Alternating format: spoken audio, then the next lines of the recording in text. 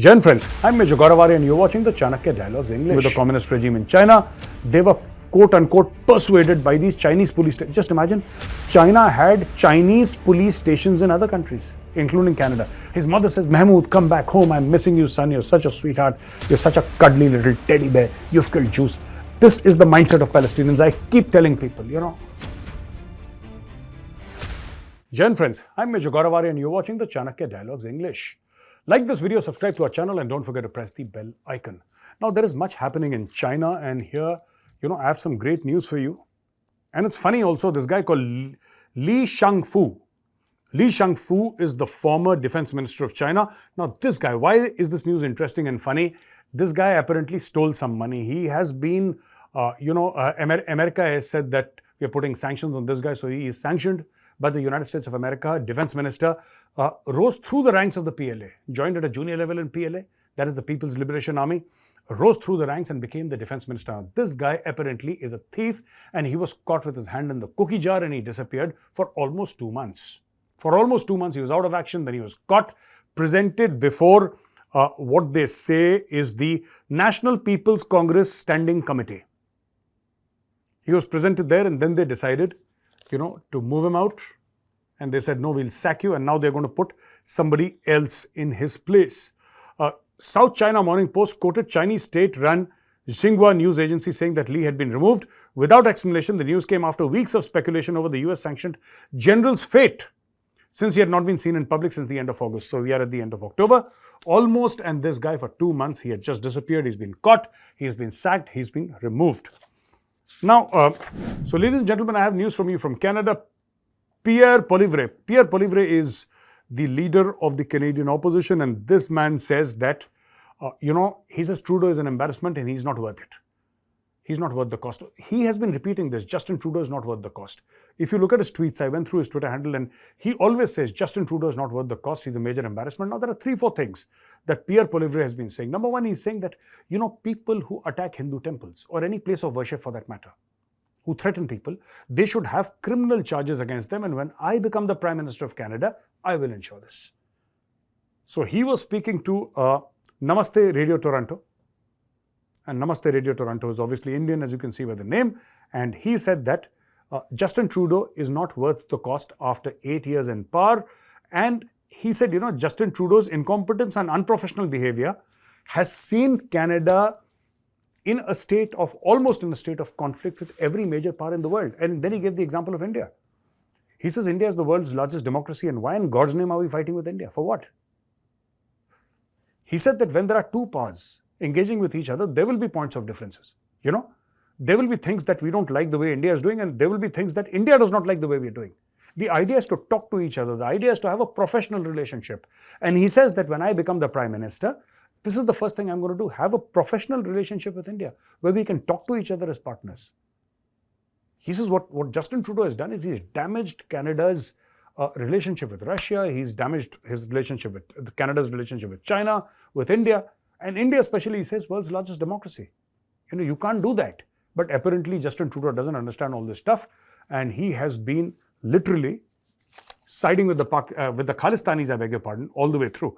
Now, he says if there should be criminal charges laid against anyone who attacks either the property of people at Hindu mandirs. He said this specifically. And he also said that professional relationship with the Indian government that I mentioned before. Now, again from Canada, there is something called spamouflage. What China is doing according to Canada, and this is what Justin Trudeau said. One thing I'd like to say before I discuss this spamouflage news here. I think Justin Trudeau should shut up and give the Canadians a break. This guy talks too much. Being the Prime Minister, he should measure his words. He should discuss and debate internally before he says anything in public. This man loves being in front of the camera. He loves a mic in front of his face, and he keeps on talking nonsense here. Now, spamouflage. What he says is that China has been interfering in Canada's internal affairs. Well, that may be true. Now, what he's accusing China of doing is something different, not interference. What he's saying is that indirect interference. Like, for example, China is using emails and China is using bots and China is using social media to give a wrong impression about Canadian leadership. The fact that they are corrupt, they are against their own people, etc. And so many other things. There are other things also in this so-called spamouflage. It's a take on camouflage actually. And he says, message included accusations against lawmakers of criminal and ethical violations, a claim that the Hawaiian wildfires were caused by a secret US military weather weapon, and some deep fake videos. So this is what is going on there. Thousands of such comments in English and French were posted on the lawmakers' Facebook and X, formerly Twitter accounts, and the government worked with the platforms to get the bot networks removed. This campaign could discourage and make it difficult for MPs to carry out their duties and may dissuade MPs and diaspora communities in Canada from speaking out on issues which concern them. All right. Now, what is the Chinese take on the matter? It's very important to see what the Chinese are saying. The Chinese are saying, first of all, this is a blatant smear campaign, and Canada was a downright liar and disseminator of false information. So the Chinese call the Canadians liars and disseminators of false information, which I think is true to some extent, because they blamed India for the killing of Niger, right? And then they couldn't back it up. So the Canadians will say anything, the government will say anything, especially Justin Trudeau's government. And for some time now, the Canadian side, this is the Chinese saying it, by the way, for some time now, the Canadian side has been falsely accusing China of spreading false information against Canadian politicians, a move that is in itself a dissemination of false information in the absence of any direct and substantive evidence. This is exactly what India is saying. And this is exactly what China is saying. In the absence of any direct and substantive evidence. So anybody will ask, anybody from any country whatsoever will ask, where is the evidence here? You keep on speaking nonsense, but you have no evidence to back up your claims. Where in God's name is your evidence? Please share the evidence. Justin Trudeau has no evidence. He's just got a lot of opinions here. So he's got an opinion that China is doing something wrong, and then he's got an opinion that India is doing something wrong.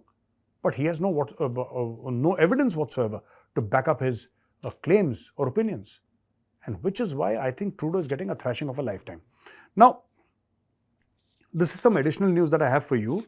Canada helped China hunt down fugitive nationals for decades. Listen to this, ladies and gentlemen, extremely interesting. This says the Canadian government helped China sometimes under quid pro quo deals to hunt down fugitive Chinese nationals living abroad for ages. Now, this is CBC's Fifth Estate report.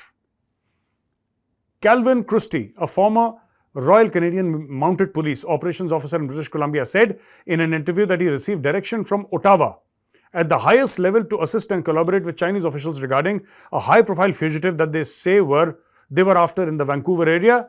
Christie said that he refused to facilitate a meeting for the Chinese officials who wanted to interview the fugitive and convince the person to voluntarily return to China to face prosecution. China has ensured Canada's continuing cooperation by bartering on trade. So there is where China twists Canada's arms, on trade. Offering assistance, fighting illegal drugs and negotiating the release of Canadians arbitrarily detained in China, the Fifth Estate investigation found. Now listen to this. Our economic interests sort of drove this, said veteran Toronto immigration lawyer Lon Waldman. So Lon Waldman says that economic interests of Canada drove all this. So a Chinese guy does something in China, raises his voice for democracy, etc., etc. He's a political guy and he flees to Canada. Canada says, okay, welcome. You're welcome to stay in China because Canada is the land of the free and is the land of democracy, is the land of liberal values, etc., etc., blah, blah, blah. Now then come the Chinese with their checkbooks. The Chinese write a check. And here is Justin Trudeau wagging his tail and saying, yes, sir, no, sir, 3 bags full, sir. And they hand over this Chinese guy to the Chinese. Many such Chinese guys have been handed over to the Chinese. The Chinese police stations abroad. This is another case, for the past 2-3 years has been coming in the limelight. Nearly a year ago, human rights organizations reported that dozens of additional overseas Chinese police service centers were found around the world, including at least 2 more in Canada. According to the report, 102 documented stations in 53 countries. Spain-based NGO Safeguard Defenders around the Chinese police defenders found that the Chinese police persuaded 230,000 claimed fugitives to return to China voluntarily between April 2021 and July 2022. So, in 1 year, 2 months, more than 230,000 fugitives who had left China, who had run away from China, who had a problem with the communist regime in China, they were quote-unquote persuaded by these Chinese police stations. Just imagine, China had Chinese police stations in other countries, including Canada. They were just dressing them up separately. They're just these places where Chinese guys or their intelligence people would come and sit, and then they would investigate and blackmail people, etc. Free speech, Canadian free speech, or Western free speech. And ladies and gentlemen, in the last news of the day, and harrowing news, Heartbreaking news. You know, a Hamas operative went inside a Jew family's home. He killed an old woman, took her phone, and this phone call, he didn't know that it was being recorded by Israelis. And in that phone, he says he bragged about the mass murder of Jews. He says, he calls his father and he says, look how many I killed with my own hands. Then he says, your son killed Jews. Take a look at this video, please. الله أكبر ربنا يحميك يا رب ربنا يحميك يا رب ربنا يحميك يا رب من جوال يهودية قتلتها وقتلت جوزها الله أكبر الله أكبر ولله الحمد الله أكبر ولله الحمد يابا افتح الوقت شوف كيف قتلت يابا افتح بتصل عليك وقت قول له وين بروح ربنا يوفقك بالسلامة يابا أجوبة بالحين يابا يابا والله 10 قتلت 10 بيدي يابا يابا على ايدي اعطيني امي يما يحميك يما طول الليل You saw the video, ladies and gentlemen. Here is a young man boasting to his parents that your son killed Jews. Then he says, Father, walk with your head held up. He says, hold your head up, Father, walk with your head held up. You know, you are something. Your son has killed Jews. He's done a big thing. Now, you no longer need to walk with your head down. You can proudly walk among the community, proudly walk among your people and say that, hey, my son is the killer of Jews. It's a big deal. All right? And he says, Dad, I'm talking from a Jewish woman's phone. I killed her and killed her husband. All right? Oh, my son, God bless you. The father says, son, bless you. The father is very happy that my son has killed Jews and there could be nothing better than my son killing Jews. So the father, the Palestinian father, is extremely happy that his son is the murderer of Jews. And then, you know, he says, he tells his mother, please check on WhatsApp. I've sent you certain photographs. And then he says, Mom, your son is a hero. And the mother says, is that Mahmoud? Promise to come back. And his mother is apparently in tears because his mother says, wow, my son has, you know, achieved the impossible. My son now works for NASA. He works for the Pentagon. In the sense that, you know, this is heartbreaking news, but I'm just trying to tell you that for many Palestinian people, you know, this is like, you know, in India, we would say, oh, you know, this guy works for Apple, or this guy's cracked the IAS or the IPS, you know, or this guy's an officer in the army, or this guy is you know, in the foreign service, or he's IIT, IIM types, you know. So we would look at it with a great sense of pride that, oh, this guy is a real achiever. In Palestine, if a young man kills Jews, he's an achiever. Yeah, this guy's made it in life. I mean, come on, he's killed 10 Jews. Look at his father. He says, God bless you. Allah will bless you, my son. His mother says, Mahmoud, come back home. I'm missing you, son. You're such a sweetheart. You're such a cuddly little teddy bear. You've killed Jews. This is the mindset of Palestinians. I keep telling people, you know, I keep telling people, people don't listen, but I keep telling them, my friends, the difference between Palestinians and Hamas is only theoretical. You can do any academic calisthenics that you feel like doing. You can quote anything, X, Y, Z. Oslo Accords, Peel Commission, it doesn't matter, whatever you quote. The United Nations resolution. The fact of the matter on ground is, this is a religious war and this young man feels he'll go to heaven because he's killed 10 Jews. And nobody can deny him an entry into heaven. Why do you think? Do you think his parents have got money because he's killed Jews? Do you think his parents will get some property because he has killed Jews? No. His parents are happy because his parents truly believe that their son will now go to paradise. Whatever crime the son does in future, even if he becomes a rapist or a robber, his son will go to Jannat.